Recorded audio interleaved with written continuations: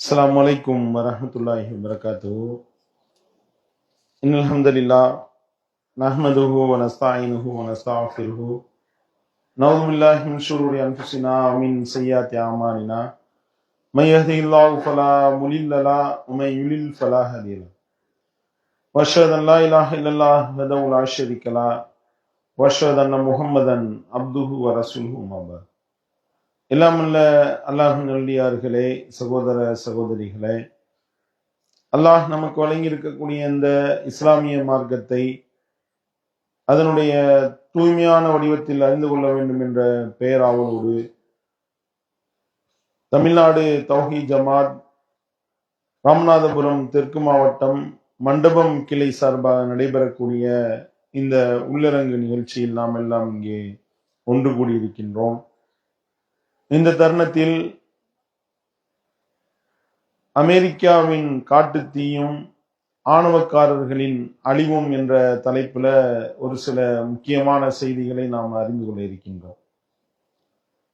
கடந்த வாரம் 2 நாட்கள்ல அமெரிக்கால ஒரு மிகப்பெரிய ஒரு காட்டுத்தீ கலிபோர்னியா மாகாணம், லாஸ் ஏஞ்சல்ஸ் உள்ளிட்ட பல பகுதிகளை தாக்குகின்றது. அதாவது பல்லாயிரக்கணக்கான கோடி ரூபாய்கள், கிட்டத்தட்ட 1,50,000 கோடி ரூபாய் பெருமானம் உள்ள பொருளாதாரம், வீடுகள் உள்ளவை அப்படியே ஒட்டுமொத்தமாக அது கருகி சாம்பலாகி இருக்கக்கூடிய காட்சிகளை நாம டிவியில பார்க்கின்றோம், செய்தி சேனல்கள் காட்டுகின்றார்கள். அதாவது அமெரிக்கா என்ற அந்த நாடு எவ்வளவு பெரிய ஒரு ஆணவம் பிடித்த நாடு என்பது நம்ம எல்லோருக்கும் தெரியும். குறிப்பாக முஸ்லிம்களை அழிப்பதற்கு அவர்கள் தீட்டக்கூடிய திட்டங்கள் என்பது கொஞ்சம் நெஞ்சம் கிடையாது. இஸ்லாமியர்களை அழிக்க வேண்டும், இஸ்லாத்தை ஒழிக்க வேண்டும் என்று சொல்லி இவர்கள் போட்ட ஆட்டம் கொஞ்சம் நெஞ்சம் கிடையாது. அப்படிப்பட்ட அகங்காரம் பிடித்த, ஆணவம் பிடித்த இந்த அமெரிக்கா மிகப்பெரிய அளவிற்கு நாங்க என்ன செய்யறோம், ஆற்றலை எங்களுடைய கையில வச்சிருக்கிறோம், நாங்கள் ஒரு மிகப்பெரிய வல்லரசு நாடு, எங்களை மிஞ்ச உலகத்துல எவனும் கிடையாது, நாங்க நினைச்சோன்னா என்ன வேணாலும் செய்யலாம் என்றெல்லாம் சொல்லி இருமாப்பு பேச்சு பேசியவர்கள் கடைசியா இப்ப டொனால்ட் ட்ரம்ப் என்ற அந்த ஒரு அநியாயக்காரன் என்ன சமீபமா போன வாரம் பேசுறான். என்ன சொன்னா, I will open the gates of hell on the Middle East. மத்திய கிழக்கு நாடு, காசா உள்ளிட்ட ஒட்டுமொத்தமாக அந்த நாடுகளில் அந்த நாட்டை நான் நரகமாக நான் மாற்றப் போகிறேன் அப்படின்னு சொல்லி ஒரு ஆணவக்கார பேசினான். எப்படியா, காசா உள்ளிட்ட அந்த நாடுகளை, இஸ்லாமிய நாடுகளை, மத்திய கிழக்கு நாடுகளை இவர் நரகமா மாத்த போறாராம்.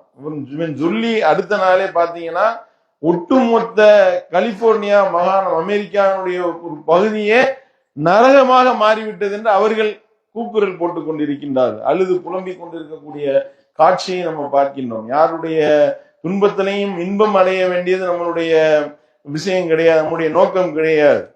ஆனால் இதுல நாம நிறைய படிப்பினைகளை நாம பெற வேண்டும். அல்லாஹ்வும் அவருடைய தூதரும் நமக்கு இது குறித்த பல செய்திகளை சொல்லி சென்றிருக்கின்றார்கள். ஆணவக்காரனுடைய நிலைமை என்னவாகும், அதிகார திமிர், ஆணவ திமிர், தலைக்கணம், அகங்காரம் என்று சொல்லி எவன் ஒருவன் பெருமை பிடிச்ச அலையிறானோ அவனுக்கு அல்லாஹ் கொடுக்கக்கூடிய அடி எப்படிப்பட்டதாக இருக்கும், அவன் அல்லாஹ் எப்படியெல்லாம் பிடித்திருக்கின்றான், இதுக்கு முன்னாடி ஆட்டம் போட்டவர்கள் அல்லாஹ் என்ன மாதிரிலாம் அடிச்சிருக்கிறான், எப்படி அவனுடைய பிடி இருந்திருக்கின்றது, இங்கே ஆட்டம் போடக்கூடியவர்களுக்கு உண்டான ஒரு எச்சரிக்கை. அதாவது எவ்வளவு பெரிய ஒரு மிகப்பெரிய நாங்க ஆற்றலை கையில வைத்திருக்கின்றோம் என்று சொல்லி ஒரு மார்தட்டியவர்களுடைய நிலைமை என்னவாயிட்டு எல்லாம் பார்த்தா அப்படியே சிதைந்து சின்னாபின்னமாய் போய் கிடைக்கின்றது. காசாவை நரகமா மாத்திர கடைசியில இது காசா இல்லடா, இது கலிபோர்னியான்னு சொல்லக்கூடிய அளவிற்கு நிலைமை அங்கே விட்டது. இவர்கள் போட்ட ஆட்டம் கொஞ்சம் நெஞ்சமா கடைசியில என்ன, ஒரு பாலஸ்தீன என்ற அந்த நாட்டை முஸ்லிம்களிடத்திலிருந்து அபகரித்து திருட்டி இஸ்ரேல் இவ்வளவு அநியாயங்களை செய்வதற்கு இஸ்ரேலுக்கு நிதி உதவி உள்ளிட்ட ஆயுத உதவிகளை செஞ்சது யாரு? இந்த அமெரிக்கா. அமெரிக்காவினுடைய கள்ள குழந்தை என்று சொல்லக்கூடிய அளவிற்கு யூதர்களை வைத்து முஸ்லிம்களை அழிப்பதற்கு அவ்வளவு திட்டங்களை தீட்டினார்கள். அவ்வளவு அநியாயங்களை பண்ணா பாலஸ்தீன முஸ்லிம்கள் சொல்லணும்னா துயரத்திற்கு ஆளாக்கப்பட்டார்கள். கடைசியில என்ன நிலைமை தெரியுமா? பாலஸ்தீனத்துல காசால இவன் போட்ட அந்த குண்டுகளை போட்டானே, ஒரு வருஷமா கிட்டத்தட்ட 1.5 வருஷத்துக்கு மேல முஸ்லிம்களை அவ்வளவு கொடுமைப்படுத்தி வருகின்றார்கள். அவ்வளவு அநியாயம், கொஞ்சம் நெஞ்ச அநியாயம் கிடையாது. இவர்கள் செய்த அநியாயம் கொஞ்சம் நெஞ்சம் கிடையாது. 1 வருஷத்துக்கு 1.5 வருஷத்துக்கிட்ட இவர்கள் முஸ்லிம்களை அழிப்பதற்கு ஒழிப்பதற்கு எத்தனை ஏவுகணைகளை ஏவினானோ, எத்தனை குண்டுகளை போட்டு, எத்தனை வீடுகளை, எத்தனை மருத்துவமனைகளை, எத்தனை பள்ளிக்கூடங்களை தரைமட்டமாக்கினானோ, இந்த அநியாயக்காரனுடைய நாடு ஒரே நாள் தான் அல்லாஹ் கொடுத்த ஒரு தீ. எல்லாம் அணுகுண்டுகளை வீசினா கூட இப்படி ஒரு சேதம் ஏற்பட்டிருக்காது. அப்படிப்பட்ட சேதம் ஏற்பட்டிருக்கு. கிட்டத்தட்ட 80,000 டன்னுக்கு மேல குண்டு வெடிபொருட்களை போட்டு ஒரு நாட்டையே 1.5 வருஷத்துக்கு மேல சல்லடையாக்கி இருக்கிறான். அல்லாஹ் அனுப்பின ஒரு தீல ஒரே நாள்ல முடிஞ்சு போச்சு. அப்ப அல்லாஹ்வுடைய வல்லமையை பற்றி சிந்திக்க வேண்டாமா?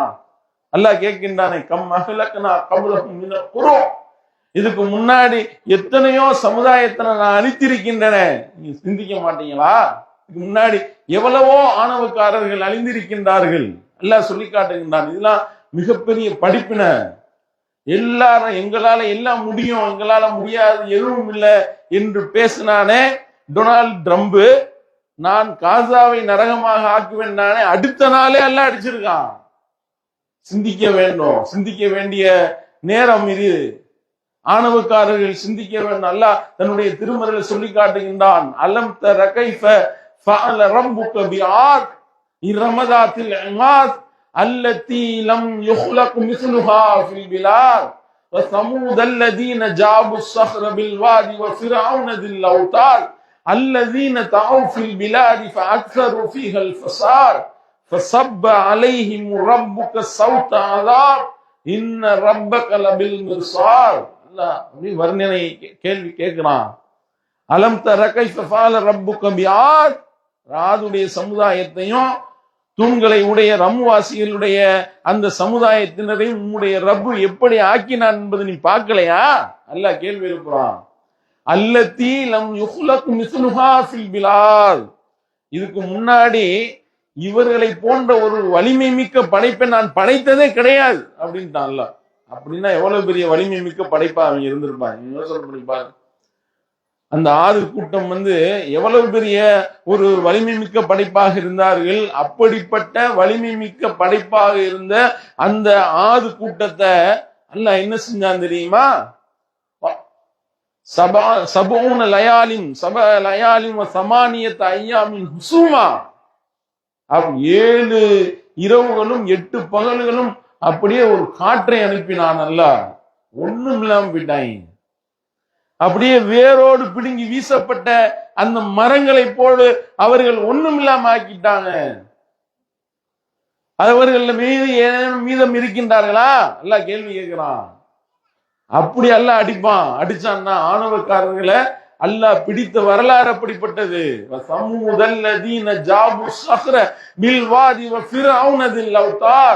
மலைகளை குடைந்து வாழ்ந்தார்களே சமூக கூட்டம், அவர்களையும் படைகளை உடைய ஃபிரௌனையும் உம்முடைய ரப்பு என்ன ஆக்குனான்னு தெரியலையா? மலைகளை குடைஞ்சு வாழ்ந்தாங்க.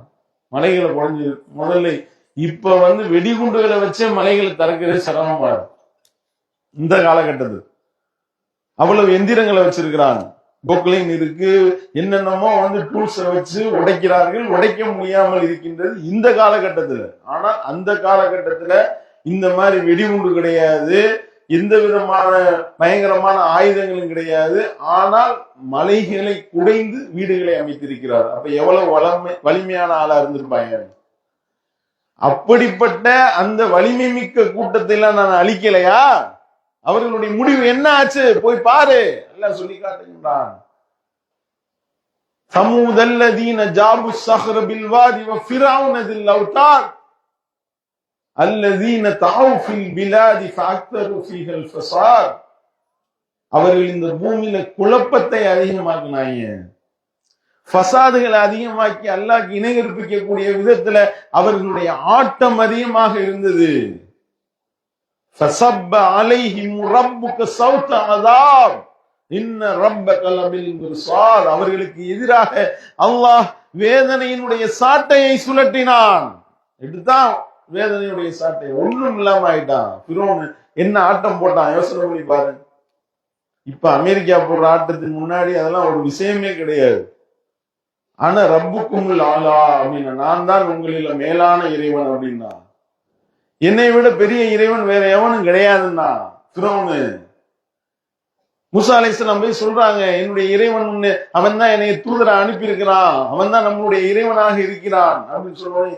ஏதோ மூசா கடவுளிடம் சொல்லிக்கிட்டு இருக்காரப்பா, ஏதோ வானத்துல அவங்க கடவுள் இருக்கிறதா சொல்றாரு, ஒரு பெரிய கோட்டையை அவங்க கட்டுங்கப்பா, ஏறி அவங்களுடைய கடவுள்கிட்ட நான் பேசிட்டு வரேன்னா, என்னை விட பெரிய கடவுள் இருக்கிறதா நான் நினைக்கலன்னா. அல்லாஹ் என்ன செஞ்சான்? அல்லாஹ் அவனை எப்படி அடிச்சான்? அல்லாஹ் சூழ்ச்சிக்காரனுக்கெல்லாம் சூழ்ச்சிக்காரன். மக்கரோ மக்கரல்லாஹ் வல்லாஹு கைருல் மாக்கிரீன், அவர்கள் சூழ்ச்சி செய்தனர், அல்லாஹும் சூழ்ச்சி செய்தான், சூழ்ச்சி செய்வோரில் அல்லாஹ் மிக்க மேலானவன். அடிச்சானா? கையில கைத்தடியை வைத்து அல்லாஹ் கடலை அடிக்க சொல்றான். கடல் ரெண்டா பிளக்குது. மூசா அலைஹிஸ்ஸலாம் அவர்களும் அவர்களோடு இறை நம்பிக்கை கொண்ட மக்களும் அப்படியே கடலை கடந்து போறாங்க. ஃபிரௌன் பின்னாடி விரட்டிக்கிட்டு வர்றான், அவனுடைய படையும் விரட்டிக்கிட்டு வருது. அவங்க அப்படியே கடலை கடக்குறாங்க. இவங்க கரெக்டா கடல் நடுவுல மாட்டுறான். அல்லாஹ் அப்படியே மூடுறான், கதறான். பனு இஸ்ரவேலர்களுடைய மூசாவுடைய கடவுளை நான் ஈமான் கொண்டு விட்டேன். அல்லாஹ் கதற விட்டானா? சாக போற நேரத்துல நீ கதறி என்னடா பிரயோஜனம்? அதுக்கு முன்னாடி சிந்திங்கடா. அதுக்கு உண்டான எச்சரிக்கை பண்ணிதான் இங்க அடிச்சது, கொஞ்சம் நெஞ்சம் கிடையாது. அல்லாஹ் எப்படி அடிக்கினா? அதாவது இவர்கள் இந்த லாஸ் ஏஞ்சல்ஸ், கலிபோர்னியா மாகாணம் உள்ளிட்ட இப்ப தீ எத்தனை வீடுகள் எரிந்ததோ அத்தனை மாகாணங்கள்லயும் தீ பிடிச்சா தீயை அணைப்பதற்குன்னு சொல்லி பல கோடி ரூபாய் ஒதுக்கி இருக்கிறார். 150 கோடி ரூபாய்க்கு மேல ஒதுக்கி இருக்கிறார். இந்த வருஷம் அந்த பணத்தை ஒதுக்கல, ஏன்னா பணம் பத்தல. ஏன் பணம் பத்தல அப்படின்னா, நாசகார இஸ்ரேலுக்கு ஆயுதம் வாங்குறதுக்கு உதவிக்கு பல கோடி ரூபாய் கொடுத்துருக்காங்க இதே அமெரிக்கா. அப்ப இப்படி இவன் பணம் கொடுத்ததுனால இங்க சொந்த நாட்டு மக்களை காப்பாத்த வக்கில்ல. நீ இந்த நாட்டுல தீ வராது, நம்ம முஸ்லிம்களை அடிக்கிறதுக்கு ஆயுதம் கொடுப்போம் தானே உன்னுடைய நாட்டு மக்களை பாதுகாக்க வேண்டிய அந்த காசை எடுத்து கள்ள குழந்தையா இருக்கக்கூடிய இஸ்ரேலுக்கு, அந்த யூத அநியாயக்காரர்களுக்கு இவர்கள் என்ன செய்தார்கள்? ஆயுதம் வாங்க நிதி உதவி நீ செஞ்சிய. என்ன ஆச்சு உன்னுடைய நிலைமை? இப்ப சொந்த நாட்டு மக்களை காரி துப்புறாங்க. ஏன்னா சொந்த நாட்டு மக்களை காக்க துப்பு கிடையாது. இவர் போய் இஸ்ரேலுக்கு இவர்கள் நிதி உதவி செய்கிறார்களாம் என்று உமிழ்கின்றார்களே, காரி துப்புகின்றார்களே. அல்லாஹ் கேவலப்படுத்தினானா? என்ன நினைச்சு கொண்டிருந்தார்கள்? அல்லாஹ்வுடைய பிடி எப்படிப்பட்டதுன்னு உங்களுக்கு தெரியல. இன்ன பத்ஷ ரப்பிக லஷதீத், அல்லாஹ் சொல்லி காட்டுகின்றானே, உம்முடைய இறைவனுடைய பிடி மிக கடுமையானது. அல்லாஹ் பிடிச்சானா தாங்க முடியுமா? எவ்வளவு ஆணவக்கார பேச்சு, எவ்வளவு அட்டூழியத்தனம், எவ்வளவு அகங்காரம், முஸ்லிம்களை அழிப்பதில் அவ்வளவு வெறி. அப்படிப்பட்ட ஒட்டுமொத்த ஆணவத்தையும் எல்லாம் அடிக்கிறான் பாருங்க. இவன் என்னால எதுவும் செய்ய முடியலையே, முடிஞ்சுச்சா? காட்டு தீ பரவுகிறது.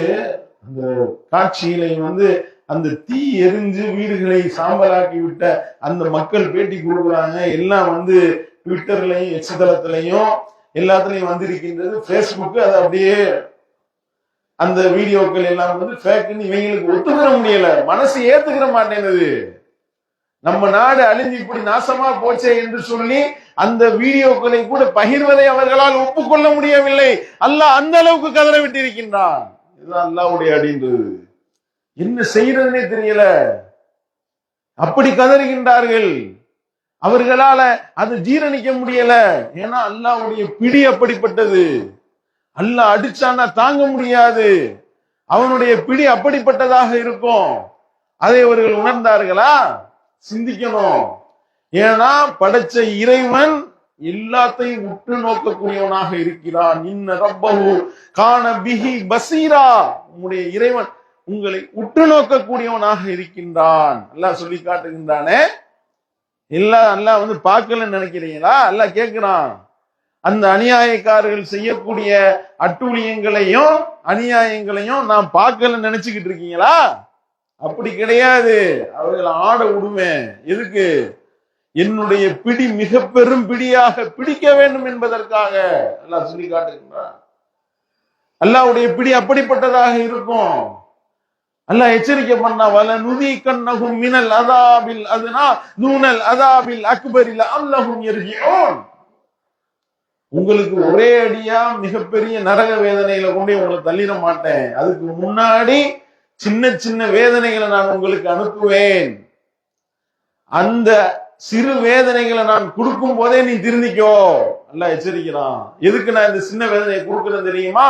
லஅல்லஹும் யர்ஜிஊன், என் பக்கம் நீங்கள் திரும்ப வேண்டும் என்பதற்காக. இப்பயும் நீ திரும்பல அப்படின்னா அல்லாஹ் சொல்லி காட்டுகின்றான். வமன் நௌம் மிம்மன் ذுக்கிர பிஆயாத்தி ரப்பிஹி ثم அரத அன்ஹா இன்னா மினல் முஜ்ரிமீன முன்தகிமூன்.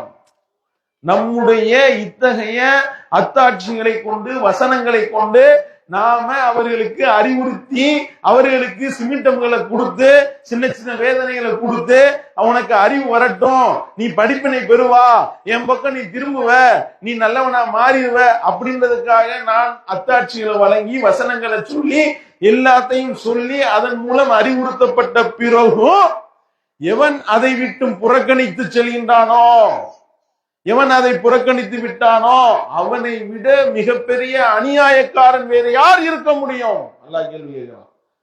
சொல்லிட்டு சொல்றான், இன்னா மினல் முஜ்ரிமீன முன்தகிமூன்.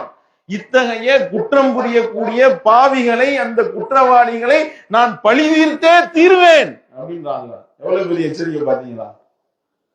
அப்பனா என்ன ஆட்டம் போடுறது? என்னமோ இவங்கள கையில தான் ஒட்டுமொத்த சாட்டிலைட்டு இருக்கான். இவங்க நினைச்சாங்கன்னா யாரையும் எந்த இடத்துலயும் கண்காணிப்பாங்களாம். எத்தனை குண்ட இவர்களுடைய நாட்டு மேல போட்டான்னு ராடார் கருவிகள் மூலமா கண்டுபிடிச்சு அந்த குண்டையெல்லாம் வானத்துல வச்சே வெடிக்க விட்டுருவாங்களாம். அந்த அளவுக்கு பவர் இருக்கா. தடுத்து பாடுறா. அல்லாஹ் விட்ட தீய தடுத்து முடிஞ்சா உன்னால? அல்லாஹ் எரிய விட்டானடா, தடுக்க முடிஞ்சிச்சா? அதுல நல்ல மக்கள் இருப்பாங்க, பாதிக்கப்பட்டவர்கள். அவர்களுக்கு இறைவனுடைய புறத்திலிருந்து சோதனை. அதே நேரத்தில் கெட்டவன்களாக இருந்தால் அதற்கு உண்டான வேதனை. அது சிந்திக்க வேண்டும். அதுல நல்ல மக்கள், அதுக்குன்னு இவர்கள் எரிந்ததுல நம்ம சந்தோஷப்படல, புலங்காகிதம் அடையல. ஆனால் ஆணவக்காரர்கள் சிந்திக்க வேண்டும். அல்ல ஆணவக்காரர்கள் அப்படிதான் அடிப்பான், அப்படிதான் அழிப்பான். ஏன்னா அவர்களுக்கு நம்ம சொல்லி அவர்கள் திருந்தாம ஆணவ பேச்சுக்கள்லையும் தாங்கள் ஆணவத்திலே மூழ்கி இருந்தால் எல்லாம் இப்படிதான் பண்ணுவான். பாருங்க, ஜேம்ஸ் வுட்னு ஒரு ஹாலிவுட் ஆக்டர், அமெரிக்காக்காரன், அவ்வளவு பேச்சு. அவனுடைய அந்த எக்ஸ் தளத்தை தொடர்ந்து பார்த்தாலே காசா தீவிரவாதிகளை அழிக்க வேண்டும், ஒழிக்க வேண்டும், முஸ்லிம்களை எல்லாம் கொல்ல வேண்டும், காசால ஒரு முஸ்லீம் கூட இருக்கக்கூடாது, எல்லா முஸ்லிம்களையும் கொல்ல வேண்டும். அவன் வீடு தீப்பிடிச்சு எரிஞ்சு லாஸ் ஏஞ்சல்ஸ்ல ஒட்டு மொத்தமா சாம்பல் ஆயிருச்சு. CNN உட்கார்ந்து அழுகுறான், என் வீடு மொத்தமா போச்சுன்னு ஒப்பாரி வைக்கிறான், கிடந்து கதறான். என்னுடைய வீடு இருக்கக்கூடிய பகுதி நரகமாக மாறிவிட்டதுன்னு போட்டிருக்கான். அல்லாஹ் கதற விட்டானா? ஏன்னா முஸ்லிம்களை அழிக்கணும், ஒழிக்கணும், அந்த சிறு பிஞ்சுகளை கொல்லணும் என்று சொல்லி எவ்வளவு ஒரு வெறித்தனமாக நீ உன்னுடைய விஷத்தை கக்குன. அல்லாஹ் என்ன செஞ்சான்? அல்லாஹ் இருக்கான்டா, படைச்ச இறைவன் ஒருவன் இருக்கின்றான், அவன் பார்த்து கொண்டிருக்கின்றான், அவன் கண்காணித்துக் கொண்டிருக்கின்றான் என்ற அந்த பய உணர்வு அவனுடைய உள்ளத்துல வந்துச்சா? ஆணவத்துல அழியக்கூடியவர்களாக அவர்கள் இருந்தார்களே, அதனால அல்லாஹ் பிடிச்சான். இப்படித்தான் அல்லாஹ் செய்வான். இவர்களுடைய இந்த அகங்காரங்கள், ஆட்டம் எல்லாமே நீண்ட நெடுநாள் நீடிக்காது. சிந்தித்து பார்க்க வேண்டும்.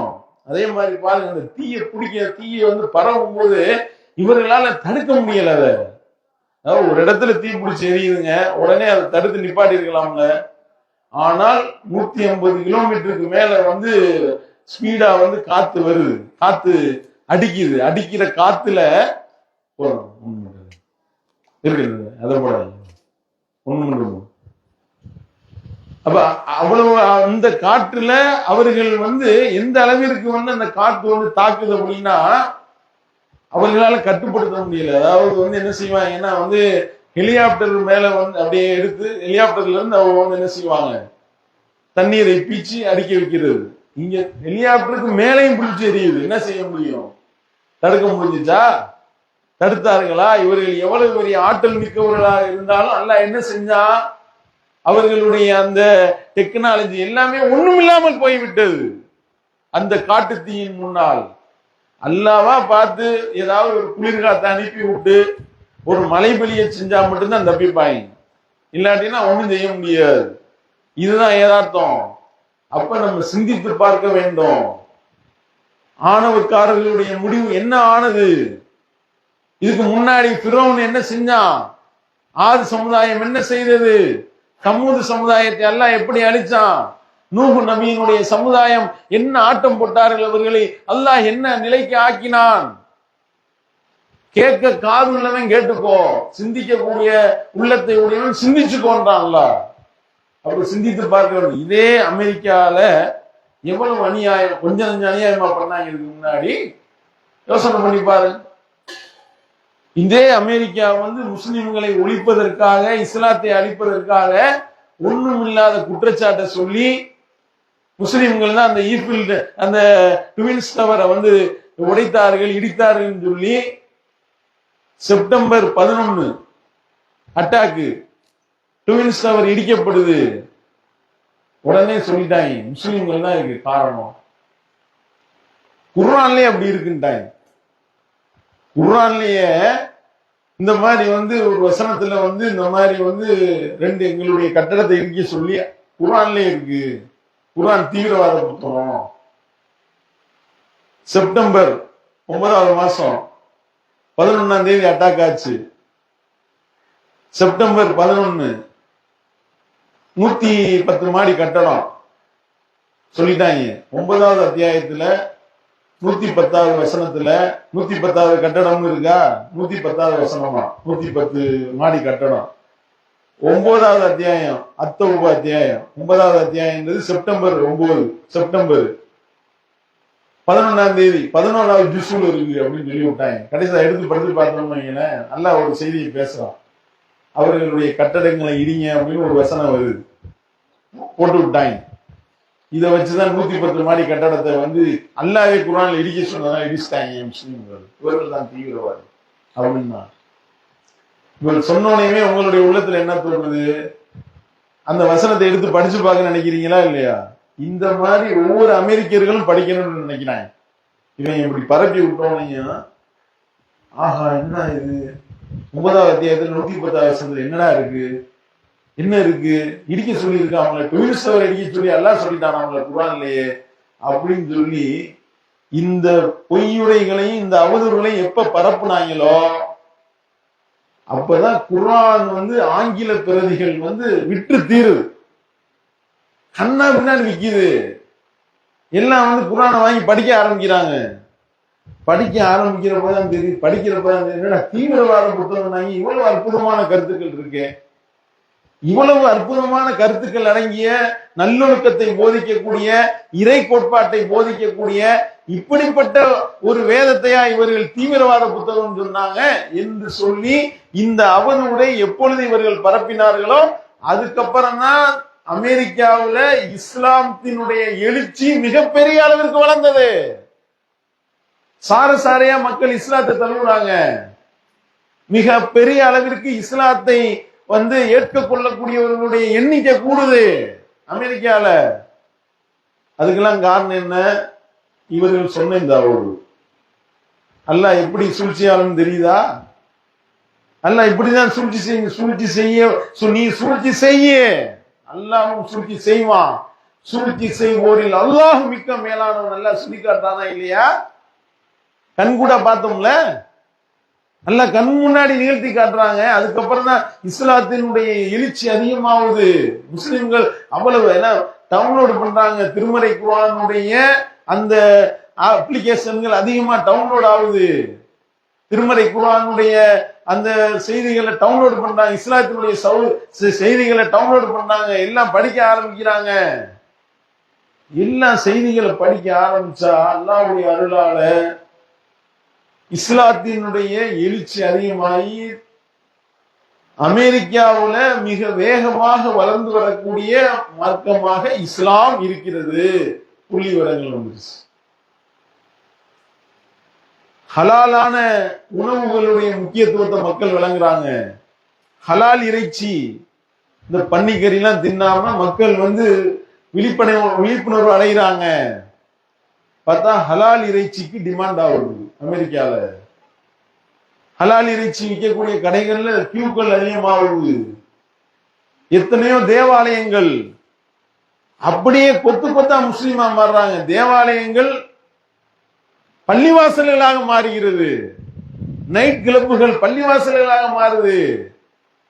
பள்ளிவாசல்ல இடம் நிரம்பி ஒழியுது. இடம் இல்லாம பக்கத்துல இருக்கக்கூடிய தேவாலயத்தை திறந்து விட்டு அங்கேயே ஜும்மாத்தூள் நடக்கக்கூடிய அளவுக்கு நிலைமை இருந்துச்சு. இதெல்லாம் எது என்ன காரணம்? நீ இஸ்லாத்தை அழிக்கணும்னு சொல்லி நீ ஒரு அவதூறு சுமத்தின. அல்லாஹ் எப்படிப்பட்ட எழுச்சி ஏற்படுத்திட்டான் பாத்தீங்களா? இதுதான் இஸ்லாத்தினுடைய எழுச்சி. இது விளங்க மாட்டேங்குது நமக்கு. இது விளங்காம இஸ்லாத்தை அழிக்க வேண்டும் நினைக்கிறான். அப்ப எந்த அளவிற்கு இஸ்லாம் மக்களை ஈர்க்கும். இதே மாதிரியான வேலையை தானே அல்லாஹ்வுடைய தூதருடைய காலத்திலையும் செய்தார்கள். பாருங்க எவ்வளவு ஒரு அற்புதமான வரலாறை கொண்டது இஸ்லாம். சிந்திச்சு பாருங்க. அதாவது ரசூல் ஸல்லல்லாஹு அலைஹி வஸல்லம் அவர்கள் மேராஜ் பயணம் போறாங்க. மேராஜ் பயணம் என்பது ஒரு மிகப்பெரிய ஒரு சோதனையான ஒரு செய்தி. ஏன்னா ஒரே இரவுல இங்கிருந்து கஅபத்துல்லாஹ்ல இருந்து மஸ்ஜிதுல் அக்ஸா ஜெருசலத்துக்கு போய் ஜெருசலத்துல இருந்து மஸ்ஜிதுல் அக்ஸால இருந்து 7 வாரத்துக்கு மேல அல்லாஹ்விடத்துல வஹி செய்தியை பெற்றுவிட்டு தொழுகை கடமையாவது எல்லாத்தையும் அல்லாஹ்வுடைய தூதர் அவர்கள் அந்த அத்தாட்சிகள் எல்லாம் பார்த்து விட்டு மறுபடியும் திருப்பி மஸ்ஜிதுல் அக்ஸாக்கு மஸ்ஜிதுல் அக்ஸால இருந்து கஅபத்துல்லாஹ் வர்றாங்க. இது அல்லாஹ்வுடைய ஏற்பாடு. அல்லாஹ் தன்னுடைய திருமறையில சொல்லி காட்டுகிறான். சுப்ஹானல்லதி அஸ்ரா, அல்லாஹ் தான் அழைத்து சென்றான். அத்தகைய உங்களுடைய இறைவன் மிக பரிசுத்தமானவன். எங்கிருந்து? மஸ்ஜிதுல் ஹராமில் இருந்து மஸ்ஜிதுல் அக்ஸா வரை தன்னுடைய அந்த பாக்கியம் மிக்க அந்த அக்ஸா வரை அழைத்து சென்று அதுக்கப்புறம் இத்தகைய ஒரு அற்புதத்தை நிகழ்த்தின உங்களுடைய இறைவன் மிக பரிசுத்தமானவன் அல்லாஹ் குர்ஆன்ல சொல்லி காட்டுறான். இந்த செய்தியை அல்லாஹ்வுடைய தூதர் போய் சொல்லும் போது எப்படி இருக்கு யோசனை பண்ணி பாருங்க. யாராவது நம்புவாங்களா? இன்னைக்கு இப்ப இவ்வளவு ஒரு டெக்னாலஜி வளர்ந்த இடத்துலயே இப்ப நான் சொல்றேன். நேத்து நான் காலையில அமெரிக்கால இருந்தேன். இன்னைக்கு நான் யோசனை பண்ணேன். இன்னைக்கு காலையில அமெரிக்கால இருந்தாராம், நேத்து அமெரிக்கான்றாரு, இன்னைக்கு இந்தியான்றாரு. சும்மா அல்வா கொடுக்குறாரோ நினைப்பீங்கல்ல, ஏமாத்துறாரோ, பொய் சொல்றீங்களோ அப்படின்னு நினைப்பீங்களா இல்லையா? இப்போ உள்ள காலகட்டத்துல எப்படின்னா, அப்ப மஸ்ஜிதுல் ஹராம் கஅபத்துல்லாஹ்ல இருந்து மஸ்ஜிதுல் அக்ஸாக்கு போக பல மாதங்கள் ஆகும். பல மாதங்கள் ஒட்டகத்தை நிறுத்தாம அடிச்சு விரட்டி கொண்டு போனாலே பல மாசம் ஆகும். அவ்வளவு தூரத்துக்கு போயிட்டு ரிட்டர்ன் ஆகி வந்துட்டாங்க. எப்படி நம்ப முடியுமா? எவ்வளவு பெரிய சோதனை இது. ஆனா அல்லாஹ்வுடைய தூதர் அவர்கள் இந்த செய்தி அல்லாஹ் சொல்றோம். ரசூல் ஸல்லல்லாஹு அலைஹி வஸல்லம் அவர்கள் மெஹராஜ் போயிட்டு அமர்ந்திருக்கிறாங்க. அபூஜஹல் வர்றான். அகமதுல வரக்கூடிய ஆதாரபூர்வமான செய்தியை பாருங்க. அபூஜஹல் கேட்டாங்க, என்ன முகமதே, ஏதாவது செய்தி வச்சிருக்கீங்களா அப்படின்னு கேட்கிறான். உடனே ரசூல் ஸல்லல்லாஹு சொல்றாங்க, ஆமா செய்தி இருக்கு. என்ன செய்தி? நேற்று இரவு நான் கஅபத்துல்லாஹ்வில் இருந்து மஸ்ஜிதுல் அக்ஸா வரை அழைத்து செல்லப்பட்டேன் அப்படின்னு ரசூல் ஸல்லல்லாஹு சொல்றாங்க. உடனே அபூஜஹல் கேட்டாங்க, நேத்தா நீ இங்க உட்காந்துருக்கீங்க? ஆமா, மஸ்ஜிதுல் அக்ஸா வரையும் போயிட்டு அதுக்கப்புறம் வானுலகத்துக்கு என்னுடைய இறைவன் அழைத்து சென்றான். அதுக்கப்புறம் அங்கிருந்து மறுபடியும் மஸ்ஜிதுல் அக்ஸா வந்து மஸ்ஜிதுல் அக்ஸா இருந்து காபத்துல்லாஹ்க்கு வந்துட்டேன். அபூஜஹல் கேட்டான், முகமது உண்மைதானா? ஆமா உண்மைதான். சரி, இது வந்து நான் என் மக்கள் எல்லாத்தையும் நான் ஒன்று திரட்டி கூட்டிட்டு வரேன், அவங்க முன்னாடி நீ சொல்லுவியா கேக்குறான். ஏன்னா மறுத்துட்டா என்ன செய்யறது, பொய்யாக்கணும்ல. உடனே ரசூலுல்லாஹ் யாரு கூப்பிட்டு நான் சொல்லுவேன் அப்படின்னா, அபூஜஹல் போய் மக்கால இருக்கக்கூடிய அனைத்து மக்களையும் அழைக்கிறான். வாங்க வாங்க இங்க வாங்க, முகமது உங்களுக்கு ஒரு பயான் பண்ண போறாரு, உங்களுக்கு ஒரு செய்தியை சொல்ல போறார் அப்படின்னு சொல்லி யாரு கூப்பிடுறா? ஏகத்துவ தௌஹீது உரை நிறுத்துவதற்கு உண்டான தௌஹீது பயான் செய்வதற்கு அபூஜஹல் ஆளை கூட்டிட்டு வர்றான். அல்லாஹ் கொண்டு வர வச்சான். எல்லாத்தையும் மக்கள் எல்லாத்தையும் திரட்டி கூட்டிட்டு வந்துட்டான். முகம்மதே பயந்தானா, இது வந்து மறுத்துருவாரோ, சொன்னதை சொல்லாம விட்டுருவாரோ அப்படின்னு பயந்துகிட்டே, இப்ப சொல்லுங்க அப்படின்னா ரசூல் ஸல்லல்லாஹு அலைஹி வஸல்லம் அப்படியே சொல்றாங்க. என்ன உண்மையா அதை சொல்கின்றார்கள். சொன்ன மாத்திரத்துல எல்லாம் கை கூட்டி சிரிக்கின்றார்கள். என்ன இது ஒரே இரவு எப்படி? ஏன்னா வானலோகத்துக்கு போனது இவங்களுக்கு பெருசா தெரியல, நல்லா விளங்கிடுங்க. ஒரே இரவு மஸ்ஜிதுல் அக்ஸாக்கு எப்படி போயிட்டு வந்தாருன்றது பெருசா தெரியுது. அப்ப வந்து ரசூல் ஸல்லல்லாஹு அலைஹி வஸல்லம் அவர்களை இவங்களே கிராஸ் செக் பண்றாங்க. சரி, பைத்துல் முகத்தஸ்க்கு போனேன்னு சொல்றீங்கல்ல, நீங்க இது வரைக்கும் போகல, இப்பதான் போனேன்னு சொல்றீங்க. உண்மையிலே நீங்க போயிருந்தா பைத்துல் முகத்தஸ போய் நாங்க பார்த்திருக்கோம், மஸ்ஜிதுல் அக்ஸா பள்ளியை நாங்க பார்த்திருக்கோம், எங்கள்ல பார்த்த ஆள்கள் இருக்கிறாங்க, ஜெருசலத்துக்கு பயணம் செஞ்ச ஆட்கள் இருக்கு. மஸ்ஜிதுல் அக்ஸாவினுடைய தோற்றத்தை வர்ணனையை சொல்லுங்க, எத்தனை கதவு இருந்துச்சு, எல்லாத்தையும் சொல்லுங்க. புகாரில வரக்கூடிய செய்தியை பார்க்கிறோம். அல்லாஹ் வந்து அப்படியே எடுத்து காட்டுறான் ரசூல் ஸல்லல்லாஹு அலைஹி வஸல்லம் அவர்கள் முன்னிலையில். அப்படி நேரா பார்த்துக்கிட்டு வர்ணிக்கிற மாதிரி வர்ணிக்கிறாங்க. இத்தனை தூண் இருந்துச்சு, இத்தனை இது இருந்துச்சு அப்படின்னு அவங்களால மறுக்கவும் முடியல, ஏத்துக்கவும் முடியல. இது ஏதோ நம்மளை வசியம் பண்ணிட்டாருன்னு. அப்ப யாரு வந்து இஸ்லாத்தை அழிக்க வேண்டும் என்று திட்டமிடுகின்றானோ, முஸ்லிம்களை ஒழிக்க வேண்டும் என்று திட்டமிட்டானோ, அவனையே அல்லாஹ் ஆள் பிடிக்க வச்சு அவன் வாயிலேயே ஆள்களை கூட்டி திரட்டிட்டு வர வச்சு அல்லாஹ் இந்த ஏகத்துவ பிரச்சாரத்தை செய்ய வைத்தானா? இதுதான் இஸ்லாம். இதை இந்த ஆணவக்காரர்கள் அறிய வேண்டும். இஸ்லாத்தை அழிக்க வேண்டும் துடிக்கிறானே. ஏங்க காசால இத்தனை முஸ்லிம்களை படுகொலை செய்ய வேண்டிய காரணம் என்ன? இத்தனை பேரை படுகொலை செய்ய வேண்டிய தேவை என்ன? ஊர் இல்லையா, உலகம் இல்லையா, இடம் இல்லையா? முஸ்லிம்களை கொல்லணும், இதை சொல்லி கொல்லணும், இடத்தை அபகரிக்கிறதா சொல்லி கொல்லணும் என்று இவர்களுடைய இத்தகைய இந்த நிலையிலையும் அந்த மக்கள் உறுதியாக இருக்கிறாங்க. எல்லாம் மேல அந்த மக்கள் அவ்வளவு வந்து உறுதிமிக்கவர்களாக இருக்கின்றார்கள் என்றால் பாத்தீங்கன்னா அவர்களுடைய வாயிலிருந்து வரக்கூடிய வார்த்தைகள் ஹஸ்புனல்லாஹ் ஹஸ்புனல்லாஹ், அல்லாஹ் எங்களுக்கு போதுமானவன், அல்லாஹ் எங்களுக்கு போதுமானவன், ஹஸ்பி அல்லாஹ், அல்லாஹ் எனக்கு போதுமானவன். இதுதான் அவர்களுடைய வாயிலிருந்து வரக்கூடிய வார்த்தை. அல்லாஹ் ஒருவனை மட்டும்தான் வணங்க வேண்டும் என்ற அந்த உறுதிப்பாடு அவர்களுடைய உள்ளத்துல இருக்கின்றது. அதனாலதானே அழிக்க பார்க்கலாம்.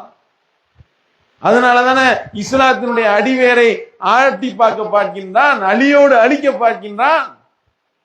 அந்த மக்களுடைய உறுதிப்பாடு, நீ எத்தனை குண்டு போட்டாலும் நீ வந்து எங்களை கொல்லலாம், எங்களுடைய ஈமான கொல்ல முடியாது, உறுதியா இருக்கின்றார்களா? இதுக்கு உண்டான அடிதான் இப்ப வந்து இருக்கோ விழுந்திருக்கோ என்று நாம் நினைக்கக்கூடிய அளவிற்கு எத்தனை குண்டுகளை நீ குண்டு மலையை போட்டு காசால பாலஸ்தீனத்துல எத்தனை குண்டுகளடா போட்டீங்க, எத்தனை உயிர்களை கொன்றாய், எத்தனை பிஞ்சுகளை நீ கொலை செஞ்ச. அவர்களுடைய பிரார்த்தனை, பாதிக்கப்பட்டவர்களுடைய அந்த பிரார்த்தனைக்கும் அல்லாவுக்கும் மத்தியில எந்த திரையும் கிடையாது. அல்லாஹ் ஒரு அடி கொடுத்தான்னா உன்னால தாங்க முடியுமா? அல்லாஹ்வுடைய பிடியை உன்னால தாங்க முடியுமா? உன்னால அதை வந்து உன்னால இருந்து அனுபவிக்க முடியாது. ஏன்னா அல்லாஹ் சொல்லி காட்டுகின்றான், இன்னல்லதீன ஃபதனுல் முஃமினீன வல் முஃமினாத்தி ஸும்ம லம் யதூபு. யாரு வந்து மூமினான ஆண்களையும் மூமினான பெண்களையும் மிக பெரிய அளவிற்கு வேதனை செய்து பின்னர் அவர்கள் திருந்திக் கொள்ளவில்லையோ அவர்களை கடுமையான முறையில் நான் வேதனை செய்வேன், இந்த நரக வேதனைகள் பூர்த்தி பொசுக்கிய தீர்வேன் அல்லாஹ். அப்ப இந்த மாதிரியான ஆணவக்காரர்கள் அகங்காரக்காரர்கள் ஆட்டம் போடுகின்றார்கள் என்றால் அல்லாஹ்வுடைய பிடி மிக கடுமையானது. அல்லாஹ்வுடைய அந்த பிடிக்கு அவர்கள் பயப்பட வேண்டும். மனித சக்திக்கு உட்பட்ட அவனால ஒண்ணும் செய்ய முடியல, எதுவுமே செய்ய முடியல. இவ்வளவு பெரிய ஒரு மிகப்பெரிய ஒரு ஆளுமை திறன், வல்லரசு, மிகப்பெரிய டெக்னாலஜி, மிகப்பெரிய அந்த தொழில்நுட்பம் எல்லாம் செயற்கை மலையை கூட எங்களால் பெய்ய முடியும், வைய வைக்க முடியும்னு சொன்னவன் எல்லாம் தலை குனிந்து நிற்கின்றார்கள். எல்லாமே இறைவனுடைய ஆற்றல் முன்னால் தோற்றுவிட்டதே. அதுதான் அல்லாஹ்வுடைய வல்லமை. இதை விளங்க ஆட்டம் போடக்கூடிய ஒவ்வொருத்தவனும் இதை விளங்க வேண்டும். அல்லாஹ் சொல்லி காட்டுகின்றான். பல பேரை இப்படி ஆட்டம் ஆடக்கூடியவர்கள் நான் என்ன செய்வேன் தெரியுமா? அஹதுனாஹும் பில் பஸாயி வல் தர்ரா லஅல்லஹும் யதவர்ரூன். அவர்களை நோயை கொண்டும் வறுமையை கொண்டும் பிணியை கொண்டும் சிரமங்களை கொண்டும் நான் பிடிப்போம். எதற்காக? என் பக்கம் திரும்ப வேண்டும் என்பதற்காக. எத்தனையோ பேரை பிடிச்சிருக்கேன் நானு. ஆனால் அவர்கள் சிந்திக்க மறுக்கிறாங்க. ஒரு ஆண்டுல ஒரு முறையோ அல்லது 2 முறையோ, ஆமீன், ஒவ்வொரு ஆண்டும் ஒரு தடவையோ 2 தடவையோ நாம அவர்களை வேதனைக்கு ஆளாக்குகின்றோம். அவர்கள் தௌபா செய்யவும் இல்லை, சிந்தித்து நம் பக்கம் மீளவும் இல்லை. அல்லாஹ் சொல்லி காட்டுகின்றானே. அந்த மாதிரி அல்லாஹ் அடிக்கும் பொழுது சுதாரித்து இறைவனுடைய வல்லமையை விளங்கி எவன் தன்னை சீர்திருத்தி கொண்டானோ அவன் தப்பிப்பான். அப்படி இல்லை அப்படின்னா அல்லாஹ்வுடைய அடி என்பது மகத்தான அடியாக இருக்கும். அந்த அடியில இருந்து எவனும் மீள முடியாது, தப்பிக்க முடியாது என்பதை முஸ்லிம்கள் உணர வேண்டும். நமக்கு இதுல மிகப்பெரிய படிப்பினை இருக்கின்றது. ஆணவ பேச்சுக்கள் வேண்டாம், அகங்காரம் கலைக்கணும் வேணாம். அல்லாஹ் நினைச்சான்னா யாரையும் எப்படியும் அடிப்பான். பல கோடி ரூபாய்க்கு அதிபதியானவர் எல்லாம் ஒரே நாள்ல பிச்சைக்காரனா நிற்கிறாங்க. கிட்டத்தட்ட 1.5 லட்சம் பேருக்கு மேல பிச்சைக்காரர்களாக நடுரோட்டில் நிற்கின்றார்கள். அமெரிக்காவில் உள்ள எவனாவது இப்படி பிச்சைக்காரனா அவன் நினைச்சிருப்பானா? யோசனை பண்ணி பாருங்க. எல்லாம் அந்த கடற்கரை ஓரத்துலங்க அவ்வளவு சொகுசு பங்களாக்கள் அம்பிட்டோம். அவர்களுடைய அந்த பங்களா அந்த பழைய போட்டோக்களையும் இப்ப உள்ள போட்டோவையும் போடுறாங்க. அப்படி அந்த சொகுசு வாழ்க்கையில வாழ்ந்தவர்கள். ஹிலாரி கிளின்டனுடைய மனைவி ஹிலாரி கிளின்டன் உட்பட மிகப்பெரிய ஹாலிவுட் நடிகர்கள் சொகுசு வாழ்க்கை வாழ்ந்தவர்களுடைய வீடுக்குள்ள அந்த லாஸ் ஏஞ்சல்ஸ் கலிபோர்னியா மாகாணம் தான். அதுல குறிப்பாக இந்த இஸ்ரேலிய தீவிரவாதிகள் இருக்கிறாங்களே, அந்த அட்டூழியக்காரர்கள் அதிகம் வசிக்கக்கூடிய பகுதி இந்த கலிபோர்னியா. எல்லாம் அடிச்சாம் பாருங்க, எல்லாம் நடு ரோட்ல பிச்சைக்காரனா நிக்கிறாங்க. இதுல இருந்து நமக்கு மிகப்பெரிய படிப்பினை இருக்கிறது. எல்லாம் நம்ம இப்படியே இருந்துருவோம், எவனும் நினைக்க கூடாது. ஆனா அல்லாஹ் நாடு நானா இப்படி நானா முடிஞ்சு போச்சு. அவனுடைய வல்லமை, அவனுடைய ஆற்றல், அதை நம்ம உணரணும். அவனுடைய பிடி என்பது இன்ன பதுஷ ரப்பிக லஷதீத், அவனுடைய பிடி மிக கடுமையானது. பிடிச்சனா தாங்க மாட்டீங்கன்னா. அப்ப இந்த ஆணவம், அகங்காரமான பேச்சுக்கள், ஆணவத்தனமான பேச்சுக்கள் எதுவும் வேணாம். படைச்ச இறைவனை போற்றி புகழ்ந்து அவனிடத்துல நாம சரணாகதி அடைய வேண்டும். அதுதான் நமக்கு உண்டான சரியான ஒரு வழிகாட்டுதலாக இருக்கும். இதை நாம உணர்ந்து நாமும் படிப்பினை பெற வேண்டும். இஸ்லாத்தினுடைய எதிரிகளும் சிந்திக்க வேண்டும். இஸ்லாத்தை அழிப்பதற்கு எவ்வளவோ திட்டங்களை தீட்டினார்கள், இஸ்லாத்தை ஒழிப்பதற்கு எவ்வளவோ திட்டங்களை தீட்டினார்கள். அவர்களுக்கெல்லாம் இது ஒரு மிகப்பெரிய பாடமாகவும் படிப்பினையாகவும் இருக்கின்றது என்பதை சொல்லி நிறைவு செய்கின்றோம். சில முக்கியமான அறிவிப்புகளை சொல்லி இருக்கிறாங்க. அதாவது வரக்கூடிய சனிக்கிழமை மார்க்க திறனாய்வு போட்டி ஏற்பாடு செஞ்சிருக்கிறாங்க. அதாவது 18ஆம் தேதி 18/1/2025 அசர் தொழுகைக்கு பிறகு மார்க்க திறனாய்வு போட்டி 3 பிரிவா பிரிக்கிறாங்க. பெரியவங்க அவங்க ஒரு செட்டு, அதே மாதிரி மதரசா மாணவிகள் அவங்க ஒரு செட்டு, அதே மாதிரி சிறுவர்கள் இந்த பெரியவங்களுக்கும் மதரசா மாணவிகளுக்கும் 30 கேள்விகள் கேட்கப்படும். இங்க வந்து பரீட்சை மாதிரி ஒரு கொஸ்டின் பேப்பர் மாதிரி கொடுப்பாங்க. நீ என்ன செய்யணும், அதுல வந்து 4 ஆன்சர் இருக்கும், அதுல எது சரியான ஆன்சர்ன்றதை டிக் பண்ணணும். அது எல்லாமே வந்து இந்த புக்ல இருந்து தான் வரும். உங்களுக்கு ஆல்ரெடி எல்லாருக்குமே இந்த புக்கு கொடுத்துருப்பாங்க, அழகிய முன்மாதிரி இப்ராஹிம் அலைஹிஸ்ஸலாம் அவர்கள். இந்த புக்கு வந்து ஆல்ரெடி எல்லாரும் வச்சிருக்கீங்களா? இது எல்லாரும் கொடுத்துருப்பாங்க. இந்த புத்தகத்திலிருந்து தான் கேள்வி கேட்கப்படும். 30 கேள்விகள் கேட்கப்படும். 30 கேள்விகளுக்கு வந்து பதில் அளிக்கக்கூடியவர்களுக்கு ஒன்றுக்கும் மேற்பட்டவர்கள் சரியான பதில் அளிச்சிருந்தாங்கன்னா அது வந்து குலுக்கல் முறையில உங்களுக்கு பரிசுகள் வாங்குவாங்க. இது வந்து பெரியவங்க ஒரு செட்டு, அதே மாதிரி வந்து மதரசா மாணவியர்கள் ஒரு செட்டு, அதே போன்று சிறுவர்கள் அவங்களுக்கு வந்து சின்ன சின்ன பசங்களுக்கு 15 கேள்விகள் கேட்கப்படும் சொல்லியிருக்கிறாங்க. அதுல வந்து கண்டிப்பா எல்லாரும் கலந்து கொண்டு அடுத்த வாரம் சனிக்கிழமை அசருக்கு அப்புறம் இந்த மார்க்க திறனாய்வு போட்டி மண்டபம் கிளை சார்பாக நடைபெறுகின்றது. அதுக்கு வந்து இந்த புத்தகத்தை படிச்சு தயாரா வாங்க அப்படின்றது ஒரு அறிவிப்பா சொல்லியிருக்காங்க.